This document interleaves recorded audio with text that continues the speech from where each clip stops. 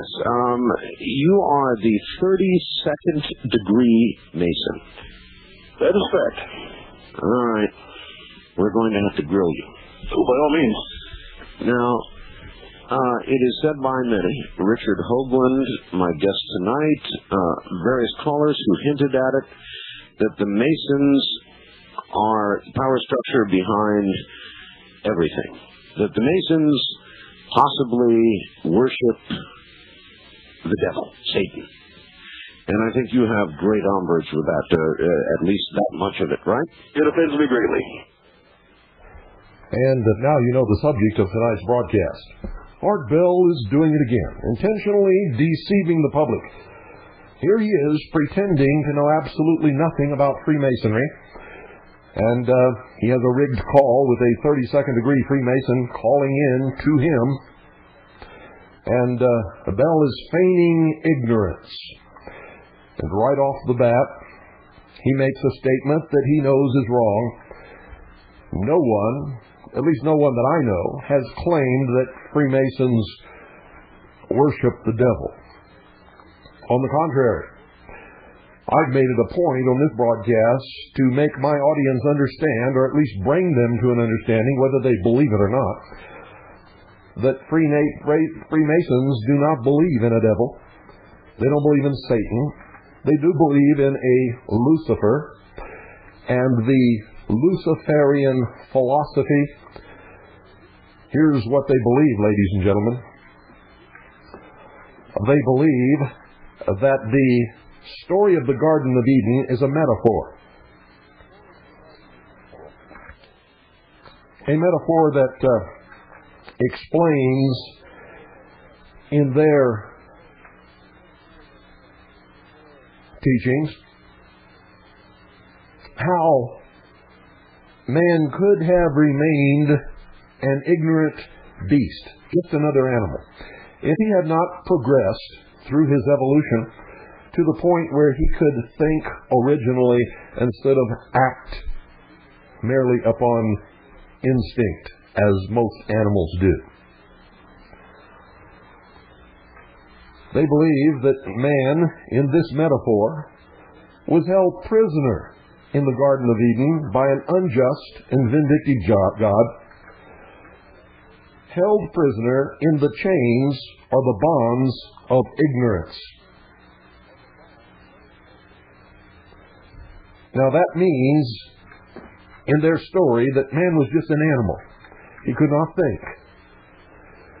That he was set free from these chains, from his imprisonment, by Lucifer, or Prometheus, who gave man the gift of fire, or the gift of intellect, who said to Adam and Eve, first, according to the story, seduced Eve, to eat of the fruit of the tree of knowledge of good and evil. And then Eve seduced Adam to do the same. So through the gift of intellect, being able to think, knowing wrong from right, having now intelligence, common sense, if you will, man was set free from the bonds that animals find themselves enslaved within. That is ignorance, the inability to think, the inability to reason, held prisoner in the Garden of Eden, in innocence, ignorance, subject to the laws of nature. And according to the promise of Satan, who was then the agent of Lucifer, in reality, in the mysteries, they are the same thing, Lucifer and Satan.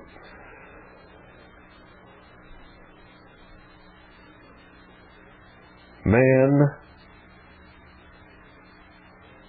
could become as God. That's the promise made to Adam and Eve in the Garden of Eden by Lucifer, or Satan. The two are the same in the mysteries. Same thing. Prometheus in the ancient Greek myths. It's the same story. In the myth, Prometheus brought the gift of fire to mankind.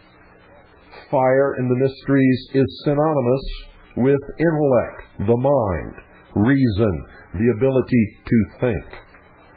This is called the Luciferian philosophy. This is what all of the adepts of not just Freemasonry, but for sure Freemasonry, and all of the other highest adepts of whatever secret fraternal order you wish to name. I don't care who it is. I don't care what the name is. They all believe the same thing. And they all work behind the veil to make this come true. That through the use of the gift of intellect, man will conquer nature and will himself become God. That's the Luciferian philosophy. Art Bell knows that full well. Art Bell is a very highly degreed Freemason of the Scottish Rite. He may belong to other secret orders also, but he has admitted on his own broadcast to being a Freemason. Many of you heard him. It was late in the night when a caller caught him by surprise and asked him point blank, and he said yes. And then he said, "Are you a fellow traveler?" And the caller said yes. And then Art said, "Well, we're not going to talk about this anymore on this show tonight." And that was the end of it. So what Art Bell is doing here, and this was just a few nights ago, on his Dreamland show, I believe. No, it wasn't Dreamland, I'm sorry. But it was just a few nights ago, not too long ago, that this occurred. And I want to make sure that you know about it and know that he's deceiving you, and so is the caller.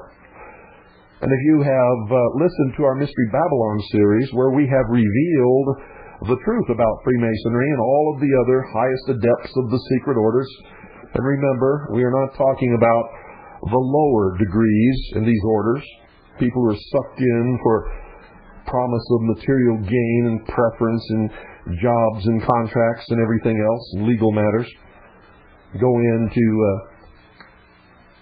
to get preferential treatment in their communities and in the legal system and in business and in government.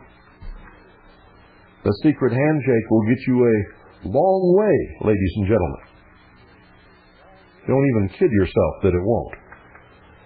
So let's listen a little further to this Art Bell deception. Oh, he is a great deceiver. And who is the great deceiver? Who is the greatest deceiver of all? Lucifer, right? If mankind was made by God, mankind can be nothing more than a small part of that from which he was made. And since before God made the universe, nothing existed but God, everything that has been made in the universe must be made from what existed originally, and the only thing that existed originally was God. So the most that man can ever hope for is that somewhere within him he has the smallest portion of that original God which created everything from his own thought. The promise of Lucifer that man could become as God, or as it has been perverted. Remember, Lucifer promised man could become as God. Man has perverted that into man will become God, or man is God. None of it is true. For no part can ever be equal to or greater than the whole. Listen carefully. Offends you greatly. And it especially offends me when people who ostensibly have good reasons for discussing whatever that you're discussing in regards to the Masons are severely deluded, or they have some other agenda as far as trying to make the Masons look like this, behind-the-scenes group that's manipulating things. So you deny that too? Oh, absolutely. When I was in the military... Then here's what the callers would say. Why has just about every single president of the U.S. been a Mason? Actually, to give you an exact figure, it's been 16 presidents, and the last one was Gerald Ford. Well, you've got to admit, with the number of presidents we have, that's a pretty high percentage. About a third. That's a pretty high percentage. Well, also, there's a good chunk of the people that were in the Boston Tea Party that were Masons as well. What percentage of the general population is Masonic? Well, in the world, there's... Not the world, just the U.S. In the U.S., there's about 2 million Freemasons. 2 million out of 260 million, right? Right. Okay, those are the contemporary numbers. So how would we, looking back over the years, when the population was even less, and we could assume that the percentage of Masons remained the same, have ended up with that many Masonic presidents? Well, one of the things that I will say tends to be kind of a trademark of the Masons is that it does seem to have attracted members who have been significant contributors to society. And there you have a portion of the truth. Remember, they're only discussing Freemasonry. At the highest levels, the members of every single one of the different secret societies and fraternal orders belong to the same club. So it's not just 2 million, ladies and gentlemen. It's many more times that. Many, many more times that. But they get to a truth here. Number one, that fully 1/3 of the presidents that would admit that they were Freemasons or members of a secret society were indeed members of the Freemasonic order. 1/3 of all of the presidents of the United States. Now, I can tell you from my research that almost all of them, almost every single one of them, were members of Freemasonry or another secret order, and all were highly degreed. Some were members of the ancient order of the Rosicrucians. Some were members of the ancient and military order of the Knights of Malta. Some were members, highly degreed members, of the Knights Templar, and I could go on and on. But I have found no president, not one, that was not a member, a highly degreed member of at least one of these secret orders, and all of the high degrees of all of the secret societies and fraternal orders are members of one club, with one goal, with one aim, with one plan. That's one world government, the elimination of all sovereign nation states, the elimination of all existing religions save theirs,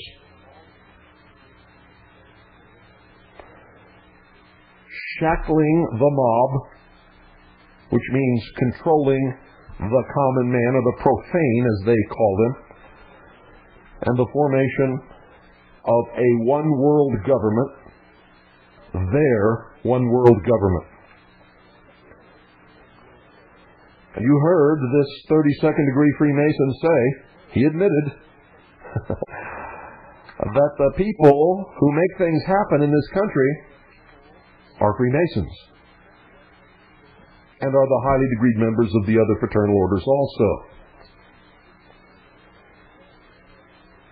Now, understand, ladies and gentlemen, that they do not believe in the God of the Christian Bible, or the Jewish Torah, or of the Muslim Quran. They believe in a pantheistic order of the universe, where everything is connected and everything is God. And since man is the only creature that can think and reason, the collective mind of man is the mind of God. Ergo, man is God. That's what they believe. That is the Luciferian philosophy. They do not believe in a devil. They do not believe in Satan. And they believe that Lucifer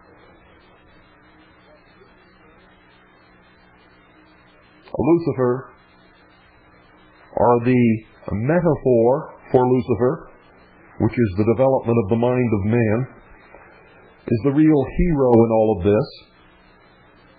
That if there was a Jesus had his chance and blew it. Now it's Lucifer's turn.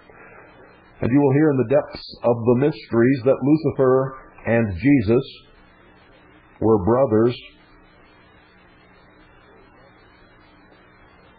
Now, don't take any of it literally. Remember, it's all metaphor to them. It makes no difference what you believe when you're looking at what they believe. You must understand they do not believe as you do, or as I do, or as most people do. When their goal has been reached, ladies and gentlemen, those of you who want to persecute the Jews, they will exterminate Orthodox Judaism just as quickly as they will exterminate fundamental Christianity or the Muslim religion. Now, you don't have to believe me. Get in the books and research what they have written. You will find that what I say is true. And I have pretty well documented that fact over the last 7 years, I believe. So let's listen to some more of this little deception, this little play put on by Art Bell and his caller. By virtue of the fact that we have high standards as far as character and conduct, we do tend to attract some pretty lustrous figures at times. Have you ever wondered, you're a 32nd degree Mason. Yes. Now, there are a lot of people who would say you wouldn't understand the full picture until you became a 33 degree Mason.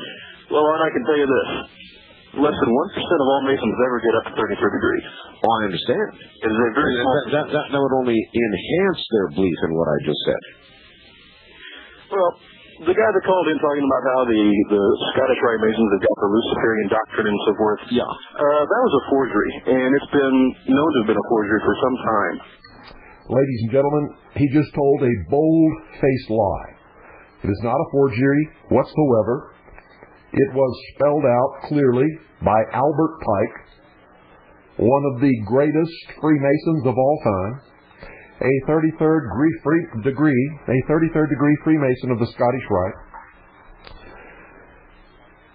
who said that Freemasonry is a religion, and further named that religion as the Luciferian philosophy. He also said that the lower degrees are never told the truth, but with each initiation they are told the same story, but given a different meaning, and that they do not discover the truth until they reach the 30th degree, not the 33rd degree, but the 30th degree. According to Albert Pike in his book, Morals and Dogma, which you will find on almost every table in the House of the Temple, which is the headquarters of the Scottish Rite of Freemasonry in this country. You will find a whole library devoted to the works of Albert Pike, and it is named the Albert Pike Room. For many, many years in the United States of America, every time a new Freemason was administered his oath as an entered apprentice, he was handed a copy of Albert Pike's Morals and Dogma. So what you just heard this man who claims to be a 32nd degree Freemason say is a bold-faced lie. It's just a flat-out lie. Not only did Albert Pike say it, but I have read to you in their own words from their own writings, publications, and newsletters and newspapers over the years, many, many different prominent Freemasons who said exactly the same thing. It is the truth. They believe in the Luciferian philosophy without question. However, in the degrees, as you go up the ladder of degrees, every time you must take an oath. And remember, there are side shoots from these degrees where you take many other oaths. And each time a Freemason takes an oath, he swears upon penalty of death that he will not ever divulge the secrets of the lodge, of the order, of the fraternity of Freemasonry.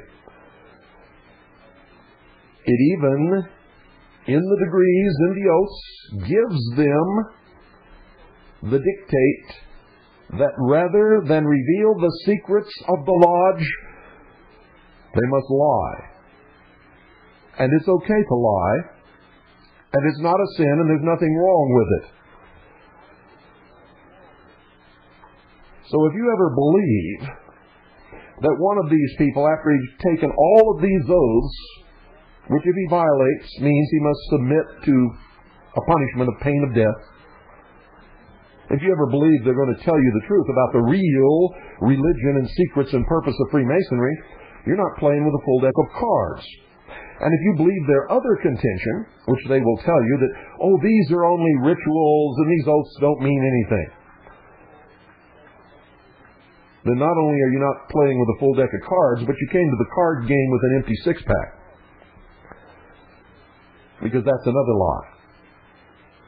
The assertion that grown adult men take an oath swearing upon pain of death that they will or will not do something and that it means nothing is one of the greatest deceptions of all. Because if that means nothing, then his oath in a court of law means nothing. His oath upon a Bible means nothing. His word means nothing. It means he has no honor. For grown men do not take such oaths if they do not mean them. Let's listen a little more.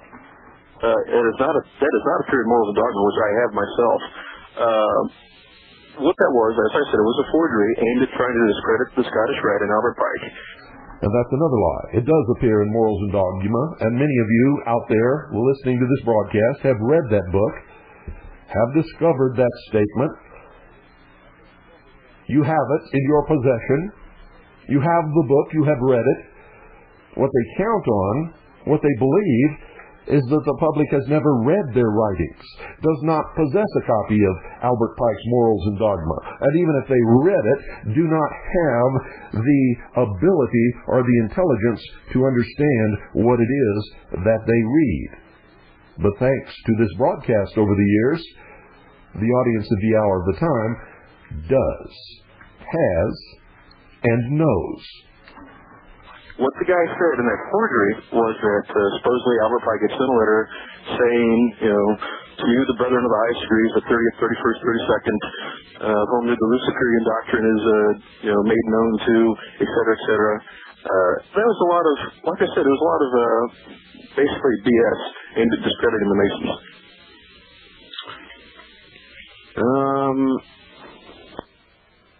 Notice how Art Bell feigns ignorance. I will say this again. Art Bell is a highly degreed Freemason of the Scottish Rite, at least 32nd degree. He has admitted to being a member during his own broadcast, and many of you heard that broadcast, occurred early in the morning. I know that many of you heard it, because I was not listening to that broadcast. A couple of you called me and told me about it, and then all of a sudden I received a whole series of letters from listeners who heard the same broadcast telling me in their letters what they heard. So, we went to order the tape of that broadcast, and it was not available for quite some time. When it was available, there was a conspicuous editing of the tape where that entire portion of the broadcast had been edited out, ladies and gentlemen. So, if you did not record the broadcast yourself, you will not find it on the tape. Eh? But you know darn well a lot of people sitting out there right now saying, yeah, right. Well, let me give you a little story here. When I was still in the service on active duty, one of my friends who was also somewhat inclined toward some of these conspiracy theories involving the Masons, he came up to me one day and he said, you know, if you just stay where you're at, you're going to get job hookups, you're going to get promotions, and people are going to do favors for you, you're going to get rich. Well, now you're not denying, are you, that there's a definite inside old boy club within Masonic tradition? I'm not going to deny this happened in the past. It's not encouraged. One of the things that I was told when I joined the fraternity over 6 years ago was that anyone who describes himself or ascribes himself to be a Mason and then hands you a business card or tells you he's in some sort of field, does it for the wrong reason. And I firmly believe in that principle. Yeah, but it still opens doors, though. It's undeniable. Look, I'm a member of a fraternity. I'm a ham operator. Notice, ladies and gentlemen, that Art Bell, so that he cannot be accused of being a liar, just told the truth. Ham operators are not a fraternity. Ham operators are not a fraternity. When Art Bell said, I am a member of a fraternity, he was telling the truth. He is a Freemason. And then he said, I am a ham operator. And then he's going to use that as an example of how being a ham operator has gotten him certain things in life. And he's using the ham operator as a metaphor for his real, true Masonic experiences under the truth that he told, that he really does belong to a fraternity. All right, okay? That's opened doors for me all my life. It's gotten me jobs. And I would say that the fraternity of amateur radio is somewhat less mysterious and, cohesive than the Masons. So I would believe that the Masons take care of their own. You know, I mean, you wouldn't deny that, would you? I would deny, like I said, that in the past there has been times where people have gotten promotions or maybe a little inside info. But here again, that's not the purpose. I'm sure the same can be said for a lot of people who are in business. They're going back to the old philosophy of, who you know and so forth. Yeah. But as far as there being this big, behind-the-scenes group of power brokers, I find it laughable. To finish what I was saying about my friend that you told me You hear that he's willing to admit that it's happened in the past, but of course it doesn't happen now. Who does he think he's kidding? It has always happened. And if you read the ceremonies and the oaths in all of the degrees of Freemasonry, they are not only, ladies and gentlemen, being nice when they do something for their brothers in the fraternity. They are bound by their oath to help their brother Freemasons whenever their brother needs help, which means when he needs a job, which means when he's being prosecuted for a crime, which means when he is bidding for a contract, which means when he's up for promotion.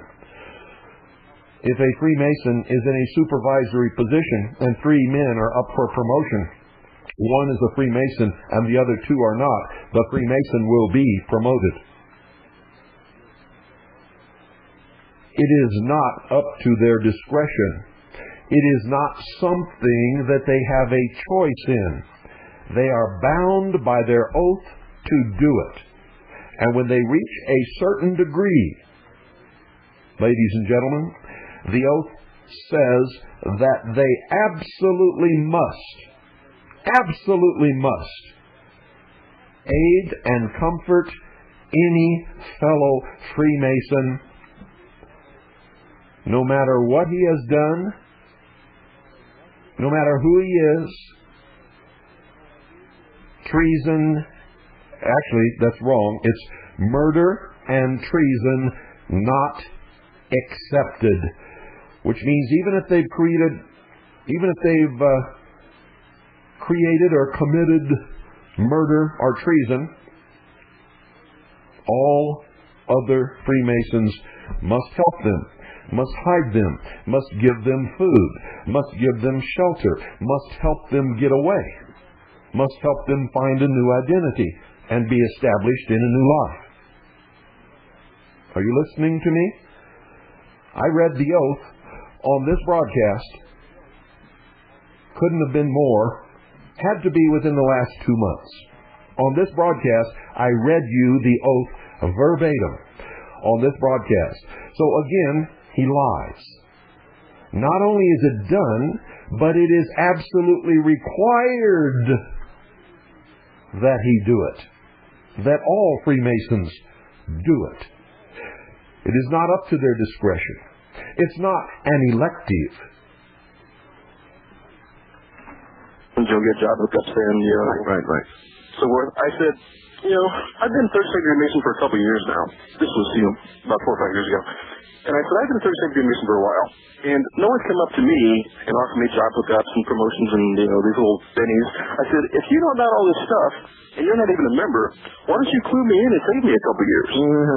Listen, can you hold on through a break? Oh, man. All right, good. The true numbers would absolutely amaze you. In fact, it's shocking. It's scary. Let's go back to the Art Bell and his 32nd degree anonymous Freemason deception here. Little play for the profane, so to speak. So if you're looking at less than 1% of less than 1%, yes, you're not talking about an incredibly small number of people that would be involved in this knowledge to top. That's right. And when you consider, I personally know several 33rd degree Masons. Yes. And it's not like they're bankers or financiers or captains of industry. There are a lot of guys who just happen to have been in the fraternity long enough, contributed enough as far as service or so forth to get to that point. It has nothing to do with service as a Freemason as to whether you are invited to become a 33rd degree. And ladies and gentlemen, listen to me very carefully. The 33rd degree is a meritorious degree bestowed by invitation only. And it is not always bestowed just on Freemasons. It can be bestowed on high-ranked or highly degreed members of other fraternal orders, because the 33rd degree is not, ladies and gentlemen, a regular degree of Freemasonry of the Scottish Rite. The degrees end at the 32nd degree. They can make anyone they wish a 33rd degree Freemason. I have records where an individual was selected because of his performance toward the completion of the great work, which is the elimination of all nation states, the elimination of all existing religions save theirs, the shackling of the mob, and the creation of one world government. That's their goal. That is their goal. Anyone who helps in any way significantly toward meeting that goal can be initiated through all of the degrees and be bestowed a 33rd degree Freemason in one day. In one day, ladies and gentlemen, it has happened many times. And not necessarily just to Freemasons. And that's why a guy that works in Radio Shack can be a 33rd degree Freemason. Because it's not his work at Radio Shack that made him a 33rd degree Freemason. He may have published many books propagandizing the populace to believe in one world government, to believe that existing religions should be put aside. He may have worked in the public eye as a city councilman to guide his city into the New World Order.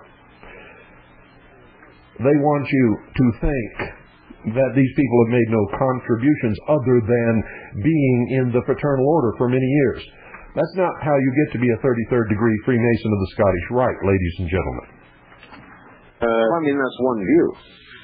But if I were a captain of industry, I wouldn't be going around disguising myself as maybe a guy that worked at Radio Shack. Well, you never know what mission a Radio Shack employee might have. You see where I can go with this? In other words, you don't really know because you're a 32nd degree. Now, you see how Art Bill just very cleanly ridiculed the concept that an employee of Radio Shack could ever contribute to society in any meaningful way? And he wasn't just talking about Radio Shack. He's talking about the average man. What he's saying is that it's absolutely ridiculous to think that the average man, somebody living in your own hometown, could be involved in something greater than the Boy Scouts, for instance. That's what he's really saying, ladies and gentlemen. He's ridiculing the idea that anyone at any level could participate in propelling us into world government, into helping to do away with existing religions, into helping to shackle the mob, into helping to destroy sovereign nation states.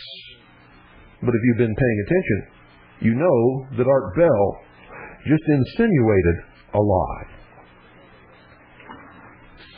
Well, I can always, at some point, I like to think I'm at least a possible candidate to make it, but I can always call you back after I make 33rd in case something changes. No, but you'd never call me back if you made 33rd. Oh, certainly I would. No, you wouldn't. It gives me great pleasure to shoot some holes in some of these idiot fantasies and conspiracies I hear. Now, Art Bell just told the truth. If he ever makes 33rd degree, he will never call back, and he will never tell the truth about it. In fact, he has not told the truth about anything yet. He has disguised it. He has taken an oath upon pain of death not to reveal any of the secrets of the lodge. In fact, his oaths tell him that if faced with telling the truth, telling the secrets, or telling a lie, he must tell a lie. Art Bell knows much more about the 33rd degree than what he's letting on. Maybe Art Bell has already reached that pinnacle of the 33rd degree of the Scottish Rite of Freemasonry. He may have.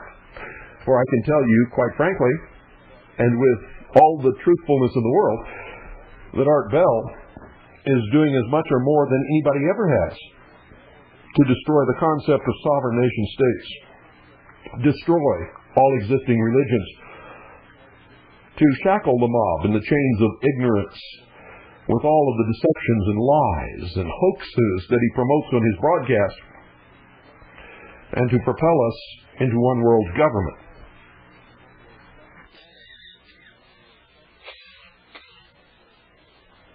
In fact, I revealed on this broadcast that that is the sole aim of his book, The Quickening, is to prepare the populace to accept the concept that one world government is not only coming, but that it's necessary.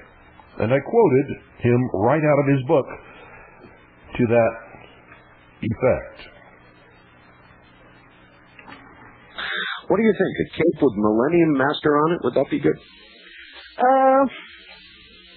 Here again, well, you know, you might get some black from the M&M Mars company since they've already got M&M as kind of a everybody sues everybody. Copyright trade. That's true. Yeah, you're right.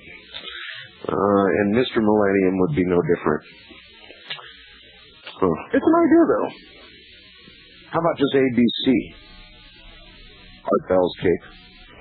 Art Bell, by the way, has dubbed himself Millennium Master, or Mr. Millennium. And you'll find that on his website, that he is now called Mr. Millennium, or Master Millennium. And with this little series here, they are ridiculing any perception or any idea that anyone in a secret society or fraternal order could possibly be involved in anything other than, well, you know, some boyish pranks, dancing around candles in robes at midnight, taking silly oaths that actually mean nothing.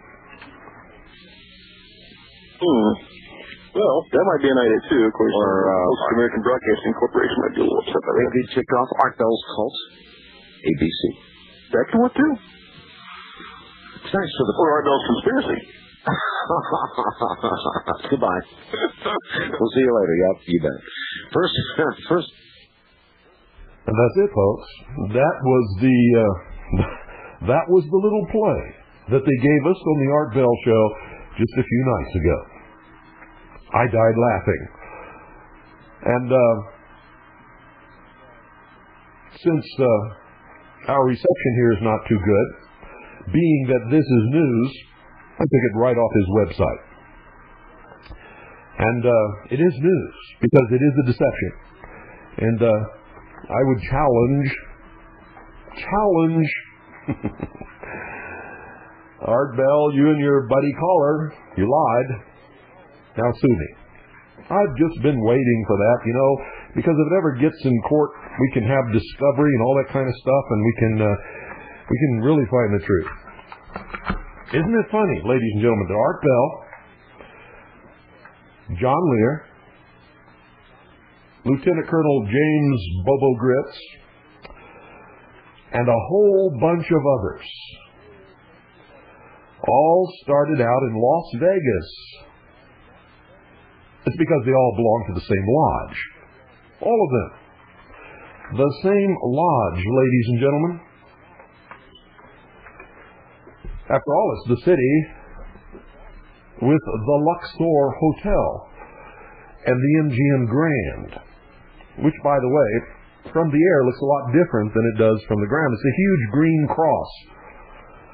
What was the first flag that Columbus planted on the shore when he landed in the New World?